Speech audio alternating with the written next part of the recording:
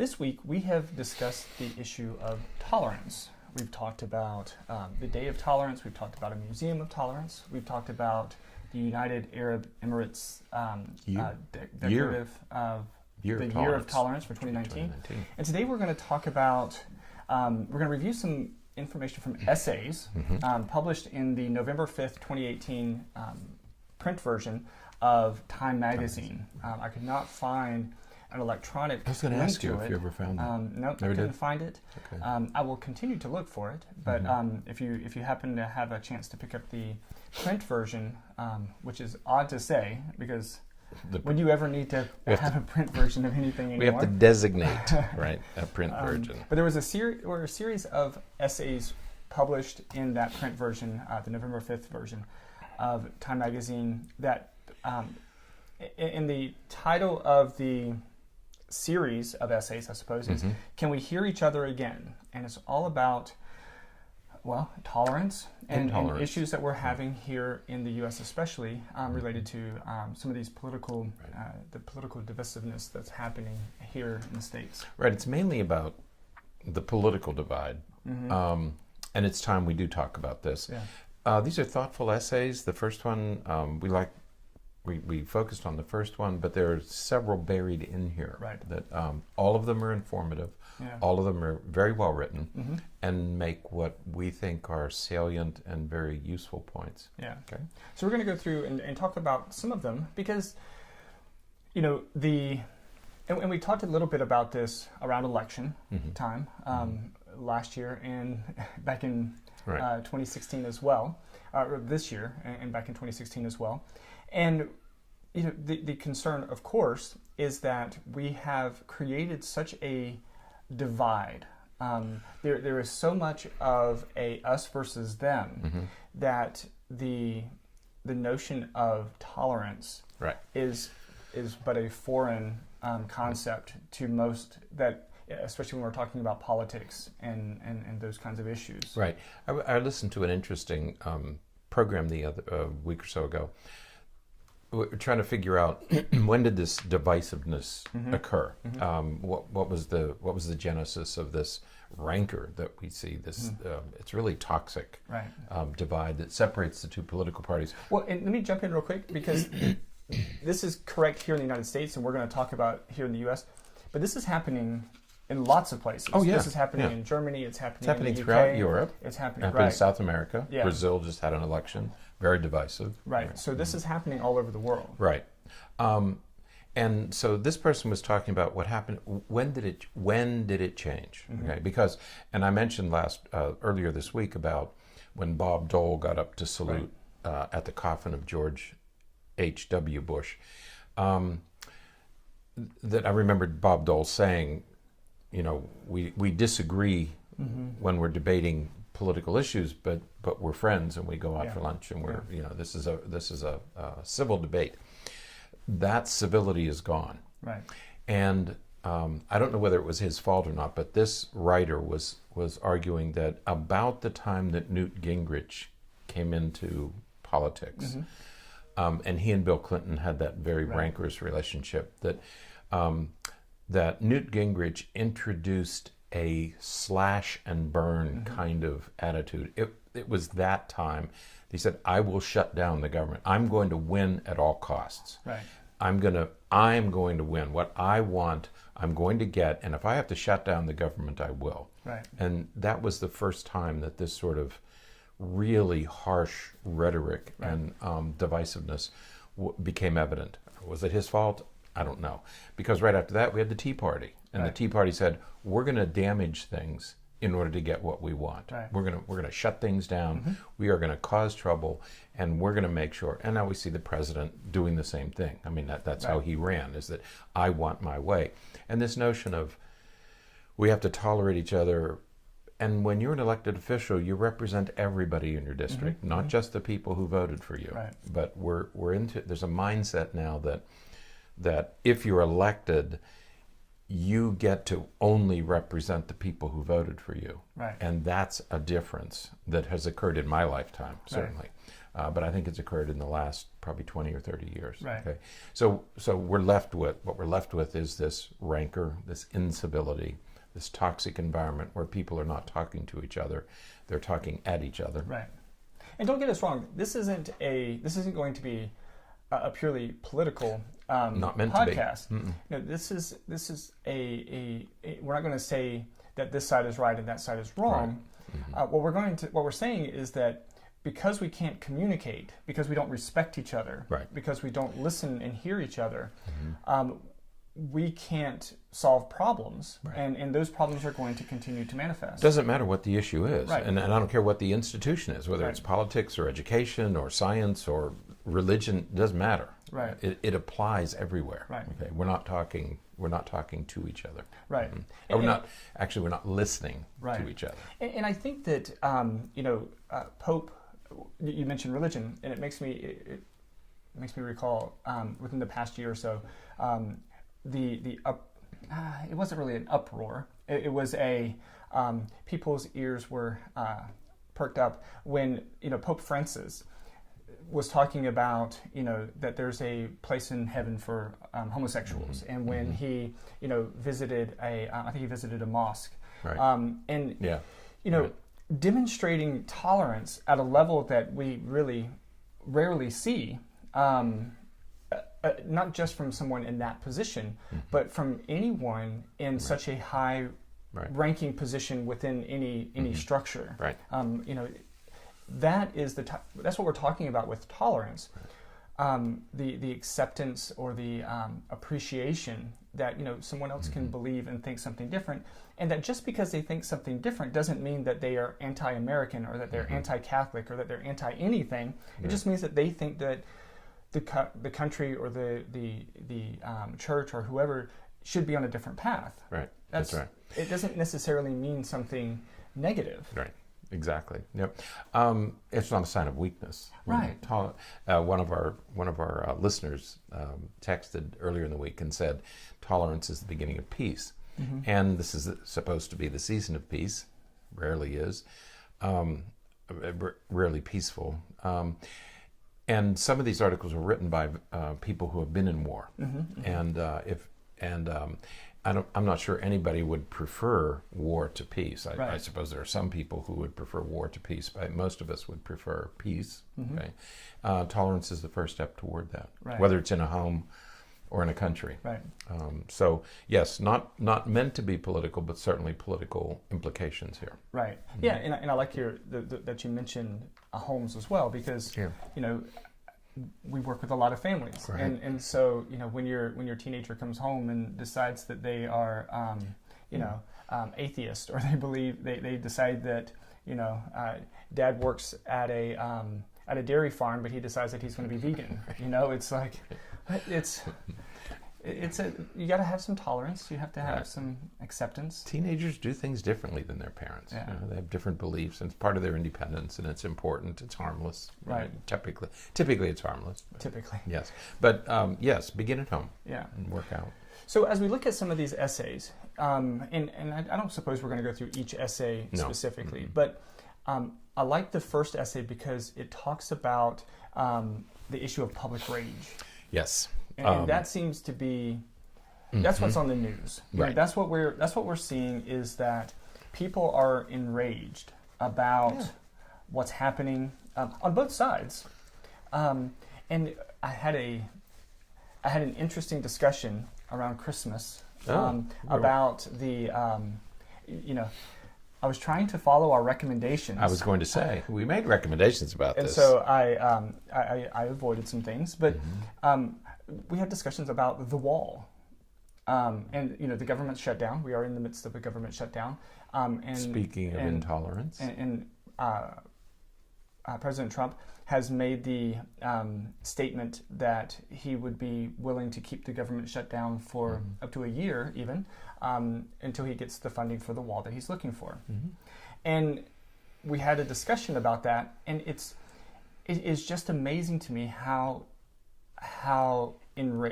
frustrated the people I was talking to didn't get enraged, but how frustrated and annoyed and and maybe in some contexts, enraged people get over topics such as that. Right. And they're just two sides of the same coin, No. oftentimes. Sometimes. Sometimes it's just two sides of the same coin. Sometimes it isn't. Sometimes it's not.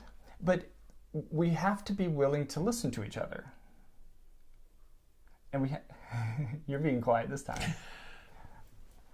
The wall is probably as good an issue as any. Mm-hmm. Okay?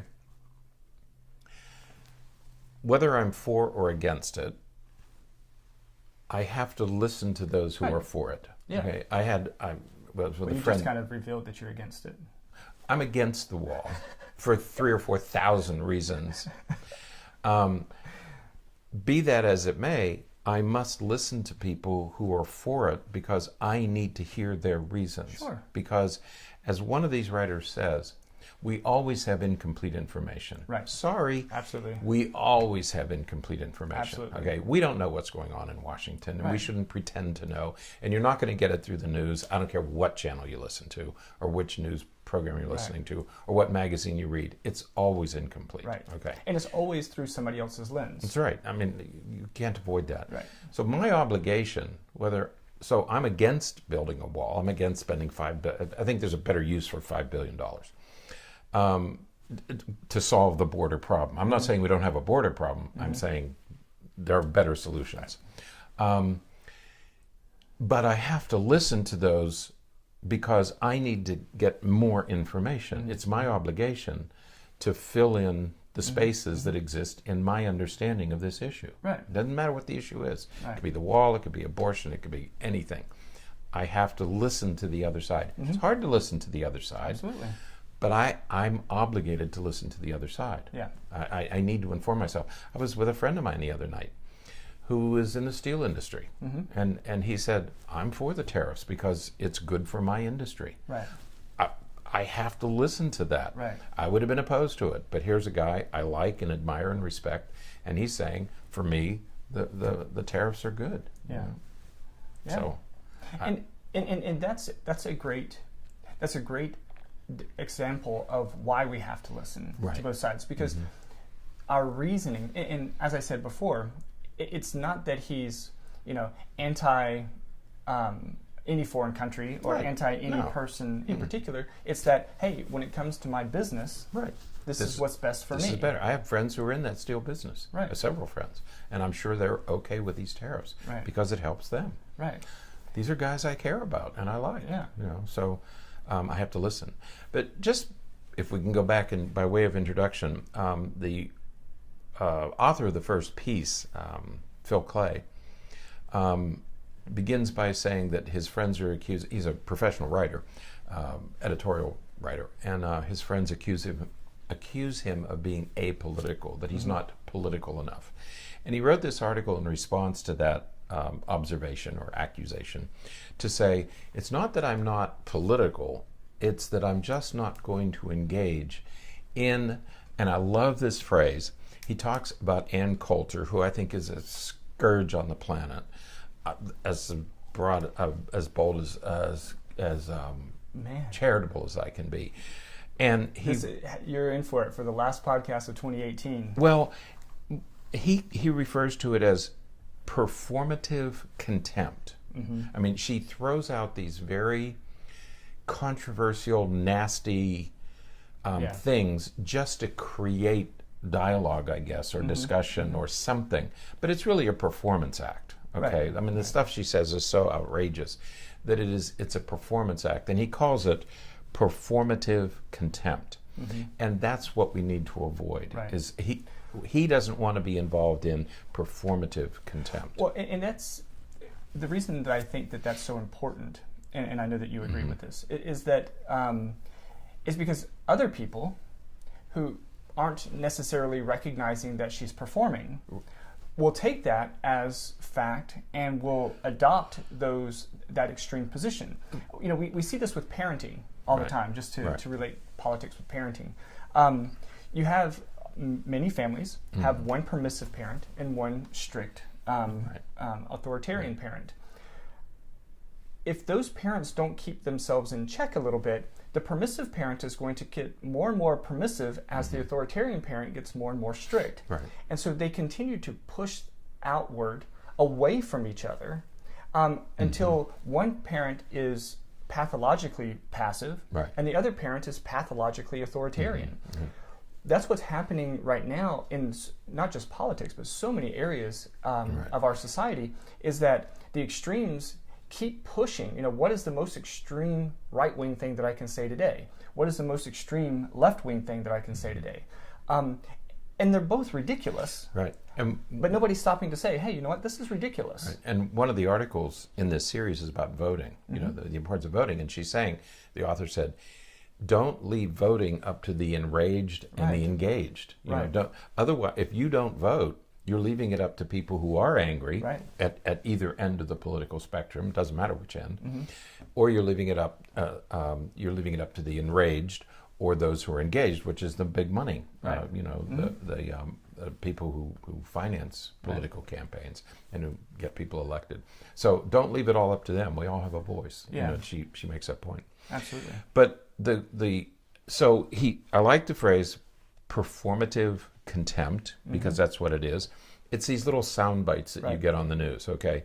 And what he says later in there is that we make decisions about a set of complex issues for which we have imperfect information and no perfect solutions.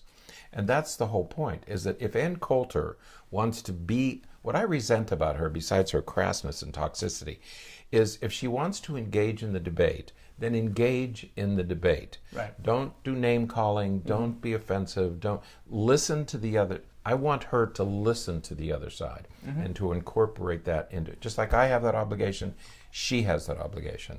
And if you don't take that obligation, then I wonder if you should. That's what's getting in the way, is that people are not listening to those who have another. She's more interested in offending people and insulting people and calling you stupid. Well, and that's been the nature. Doesn't solve the problem. But that's been the nature of politics for the past few years. We have I'd forgotten about this. We've been involved in a war for 17 years, since 9/11. Okay, we have been at war, active war, people getting killed. Not only Americans, a lot of people around the world are being killed because of America's wars. There's no discussion about that. Right. There's no discussion about how to get out of this or how to end it. We're not having a discussion about it. We're honoring these soldiers at football games and basketball games and all that. It's all great. But nobody's talking about how to end this 17-year-old bloodbath. Right. We're not having those kinds of discussions, right? And that's what these writers are talking about. These are complicated problems. And that's the issue where, again, tolerance comes back in, because having that discussion isn't devaluing our soldiers. No, having that discussion isn't anti-American. It's saying, are we accomplishing what we set out to accomplish? Right. And if not, we need a new plan. Right. The president decides to yank the troops out of Syria. Okay. No discussion. And there isn't a discussion about that. We're not having it. There's people on this side, and there are people on this side, and those who agree and those who disagree. They're not talking to each other about how to really end the conflict. Right. Okay. And that's the dilemma. What Phil Clay says in this article is that he said this rage that we're engaging in, and it doesn't matter whether it's in somebody's living room or somebody's countryside, rage is a dangerous emotion, not only because it's destructive, but because it's too easy to get targets then. I'm enraged, so I'm going to go after you. Right. Okay? That makes going after you okay. Right. No, it doesn't. It's a justification. Right. Okay. I'm angry. And he says, the moral certainty of my rage must be met with humility about the limits of my knowledge. And I think that's the crux of what he's saying. The wonderful sentence. The moral certainty of because when we're enraged, we think we're right. I have moral certainty here. Right. But it must be met with the humility about the limits of my knowledge. And that's where I disagree with anybody like Coulter or Gingrich, or I don't care what political party, it doesn't matter. And I don't care what institution. Right. When you think you're absolutely right, that moral certainty has to be balanced with the knowledge that you have limited information, you have limited knowledge. Absolutely. And people don't do that. Right. And we remedy that, again, through tolerance of listening to each other and communicating and actually, not just listening, but hearing each other, what they're saying. Right.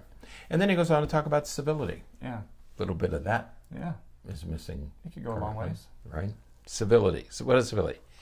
It is a display of respect and tolerance which make clear that you are engaging in a conversation, not delivering the last word. Right. Yeah. Again, another great sentence. That's what we do. When we talk about these things, we want to make sure that we're winning the argument, or we're convincing somebody that they're wrong and that we're right. That moral certainty again. No, civility means you're having a conversation and you're talking and you're listening. That's what a conversation is. Yeah. Okay? Not a diatribe. Right. And civility is such an important component of tolerance because it is that conversation. It's not, I'm going to try to convince you. It's that we're going to have a conversation and learn from each other, right? So that we can make better decisions and be more informed. Right. That's right. So. Oh, I could go on forever. I know you can. No, he says, clearly stoking rage and contempt. Again, doesn't matter who's stoking it. Doesn't matter whether it's a parent, a politician, a clergyman. Doesn't matter. Teacher. Stoking rage and contempt in the public square can work. It excites us. It gives us courage to act in the face of uncertainty. When I'm really morally outraged, that takes care of my uncertainty. I'm so sure that I'm right, okay, that it takes care of but we should be uncertain. We should be uncertain. These are complicated problems. He mentions a senator years ago, when Joe Biden was just a senator, so this was probably, 15 years ago or longer, and a senator was talking about one of the wars, and he said, well, so should we just leave? And the guy said, no, we can't just leave because we'll create this vacuum. Right. Again, acknowledging this is a complicated problem that requires a very thoughtful and civil discussion. There's no simple solution to these things. Absolutely. We would really encourage you to check out these essays. There are a number of essays. I know you have things marked throughout, a lot of them. But we really encourage you to check out these essays and engage in some conversation about them. Right. I'm smiling because one of these, I started to read it, and it was all about Herbert Hoover. And I said, Herbert Hoover. I looked at the author. It's Margaret Hoover, who is his, I think, great-granddaughter. And she talks about, she said, you think things are bad now in politics. They were worse. Yeah. My children have different phrases for when, you take their cell phones and they call it going Amish. And we probably couldn't even say some of them on the podcast. No, because they're young adults now, and they have their own vocabulary. And she said that when an appliance would break in their house, they would say the appliance is going democratic. Okay, so because they hated, of course, Hoover hated Franklin Roosevelt because he criticized Hoover. Right. And she said it was much worse then. Yeah. So, well, take a look at her essay. It's really, really good. She talks about we can't learn if we don't listen. Right. And she speaks with some experience because her family, the Hoover family, went through that. Oh, they were on both sides of this issue. So she speaks with some authority, and she says it's the new 1%. America as a whole is deeply polarized. Can I make one point? Go ahead. She said, go ahead. Okay. She said, we're really polarized right now. She's not as bad as it was before in the 20s and 30s, but we're very polarized. But she said, keep something in mind. The most frequently watched news program is Fox, right? Okay. At any one time, they have about 3 million listeners, which is a lot. A lot? It's 1% of the population. There's 325 million people in our country. Yeah. So if only 1% is enraged, is not listening, the rest of us should be doing something else. Right. Okay. Again, doesn't matter what news program you're listening to. I mentioned Fox only because it's the most listened to. Right. But even the most listened to is only listened to by 1% of the population. Right. So she calls it the new 1%. Right. So let's back up a little bit. and let's start listening to each other. Right. Okay. Well, yeah. Let's take our responsibility to be informed seriously. Right. Exactly. And do that through tolerance and civility and respect. Right. So, all right. Be more tolerant in 20. Could we tell? What? Yeah, New Year's coming, right? Well, yeah. Put it on your list. Today is the last podcast for 2018. Next week we're starting our new system of just one podcast a week. Those will go out on Saturdays.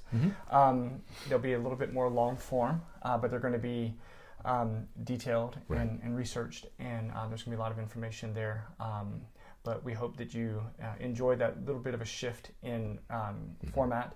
But yes, as you're looking at the new year and you're thinking about whether it's you want to think about it as resolution or just a new plan or some new goals. Put it on your list of things to do. Put it on your list to be more tolerant, to be more respectful of others, and to be willing to listen. Right. Listen to. Doesn't mean you have to accept it. Right. Okay. We're not, because there's another wonderful article in here about where's your moral. You have to have a moral compass. I mean, you have to believe in something, but just because you believe in something doesn't mean you don't listen. Right. Okay. That's what I don't like about people interrupting speeches. Right. Let the speaker speak. You get your turn. Yeah. Absolutely. So be tolerant in 2019. Definitely. So it is the year of tolerance, after all. In the United Arab, and isn't it sad that other countries have to set an example? I think we're supposed to be the beacon of tolerance in our country. We should be setting those examples. Absolutely. So, all right, that is it for today, this week, and this year. Right. So yeah, until next time, stay happy, stay healthy, and forget to be afraid.